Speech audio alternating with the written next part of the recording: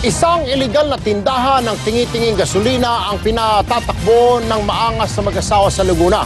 E paano ba naman sila di magiging maangas kung ang backer nila isang pulis na nagbigay pa raw ng special na business permit sa kanila? Pero bandang huli, tinake over na ng naturang pulis ang kanilang negosyo. Narito ang Tutok Tulfo exclusive. Mainit sa mata ng otoridad ang General Merchandise at Bala Mini Gasolinahan na mag-asawang Lino at Marge. Ang pangunahin nilang kalakal, bagamat bawal sa batas, tingi-tinging gasolina. At ang kanilang special business permit, aprobado ni PO2 Albert Alan Tosino ng Camp Vicente Lim sa Laguna. Sabi niya sa amin, magtinda na kayo ng gasolina, damihan pa raw namin, maghanap pa raw kami ng maraming customer kasi protektado na daw nila kami. Akala ng mag-asawa untouchable na ang kanilang negosyo. Pero ang tusong police, itinalaga pa ang sarili bilang operations manager ng nasabing negosyo. Sa CCTV na ikinabit mismo ng mag-asawa, huling-huli kung gaano kapursigido si Pio Tutosino na palaguin ang kinamkam na iligal na negosyo. Ito ang naging basihan para kastiguin siya ng mga kabaro.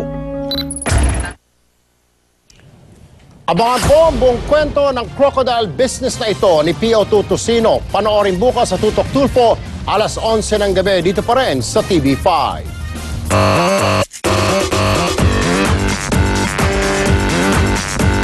Muntik nang mapauwi ang film Mexican na si Jessica Sanchez sa talent search na American Idol. Buti na lang at ginamit ng judges ang kanilang saving power para manatili siya sa kompetisyon. MJ Marfore, ikwento mo. Hindi na maipinta ang reaksyon ng audience at judges nang makasama sa bottom 3 ng American Idol ang film Mexican singer na si Jessica Sanchez. Kasama niyang nakakuha ng lowest votes ang itinuturing na toughest contender sa kompetisyon na sina Joshua Liday at Elise Teston.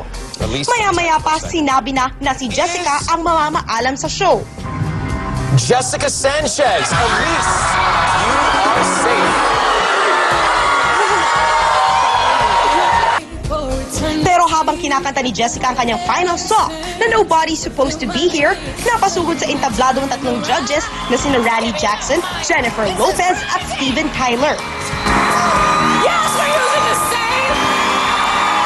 You ain't going home. Go sit down. Go sit down. Go sit down. So this girl is one of the best singers in America. Ever. Are you kidding me?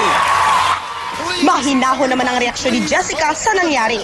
I don't expect anything. I just do what I do, and whatever happens, happens. And I just want people to know that I've been working hard my whole life. And Bago umere ang Idol, naglabas ng blind item ang showbiz website na TMZ tungkol sa isang contestant na pauuwiin.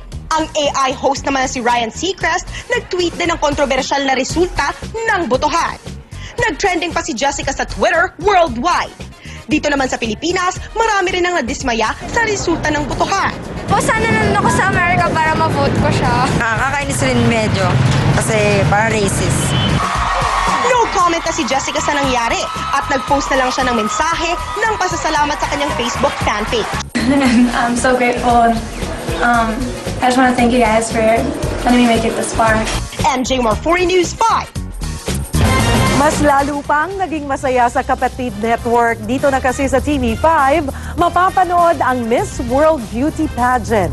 Kanina, pumirma na ng kontrata ang may hawak ng franchise na si Cory Quirino kasama ang presidente at CEO ng TV5 na si Attorney Ray Espinosa. Kwento ni Cory Quirino, magandang pagkakataon para makilala ang mga Pinay sa buong bansa. Mapapanood ang Coronation Night ng Miss World Philippines ngayong Hunyo sa TV5.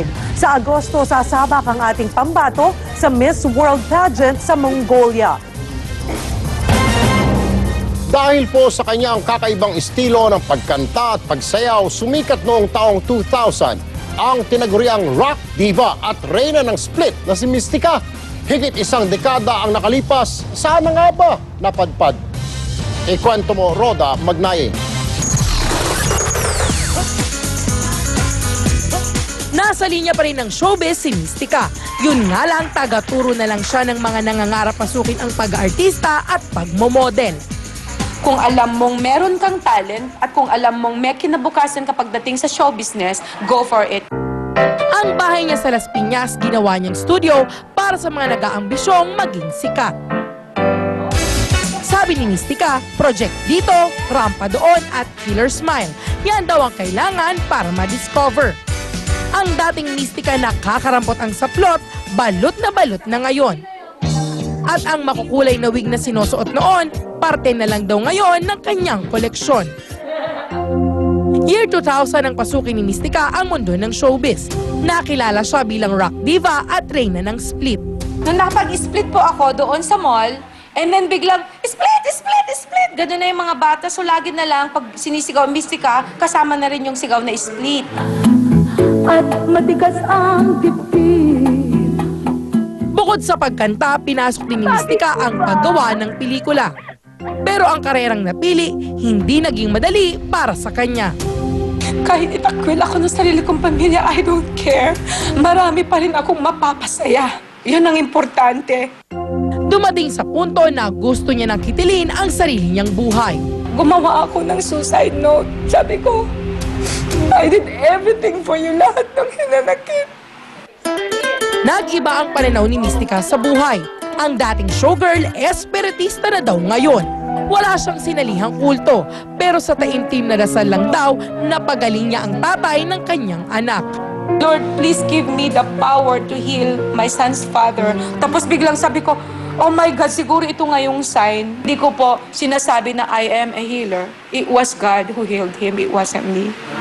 Sa YouTube na lang pinapanood ni Mystica ang buhay showbiz na wala na siyang balak balikan. Mahaba lang ang kanyang pasensya. Pero may natatanging pangarap si Mystica na dadaanin na lang niya sa kanta. Simple lang akong babae, hanap ko'y simpleng lalaki. Rhoda Magnaye, News 5. Kinaya ni Roda ang pagsisplit. Half split lang yung kinaya niya. Nakita mo ba? Kalahati lang talaga ang kakayanin ni Roda. Anyway, maganda yun ha. From rock diva to split queen, abay naging spiritista kayo. At ngayon Pwede. ay naghahanap ng permanent partner. Pwede, Baka may mga pala kilala ka dyan. hanapan ko siya mamaya dyan, marami dyan. Anyway, pwede pala tayo. Anong gagawin natin? Retire natin, pwede tayo maging manghuhula. Kaya, talaga. hulaan kita. Oh. Pagkatapos ito, magra-radyo ka at uuwi. Meron kang talent dyan, ha?